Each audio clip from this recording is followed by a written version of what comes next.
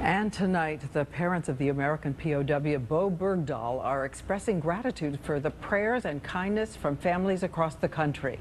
While 7,500 miles away, those 5 Taliban fighters freed in the swap are enjoying their new life in Qatar.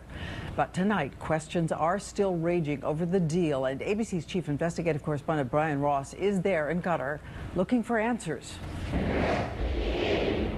As the 5 Taliban leaders settle in here, amidst the opulence of a country with the highest per capita income in the world, they supposedly will be monitored by a government with an already spotty record for dealing with terrorism. Even so, the U.S. says it will rely on the promises of Qatar's 34-year-old emir. The emir would not talk about the deal he brokered with the Taliban when approached today by ABC News at a conference where he was praised by a top U.S. State Department official.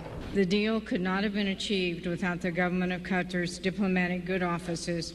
Yet, in the State Department's own recent report on terrorism, it is highly critical of how Qatar has monitored terrorist fundraisers operating in their country, who allegedly steer money to al-Qaeda groups and others. We've had their word that they would not support al-Qaeda-related groups, but they have financially supported al-Qaeda-related groups in at least 3 countries. So now, while Sergeant Bowe Bergdahl recovers from his captivity in a cage, the 5 freed Taliban detainees will join a long list of U.S. enemies who have been welcomed here with open arms.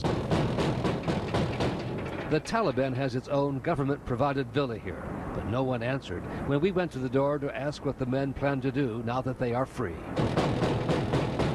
Hello, ABC News. Qatar has asked the Taliban 5 to keep a low profile. As officials here tell ABC News, they work with the U.S. to arrange for the release of even more Taliban detainees still in American custody. Brian Ross, ABC News, Doha, Qatar.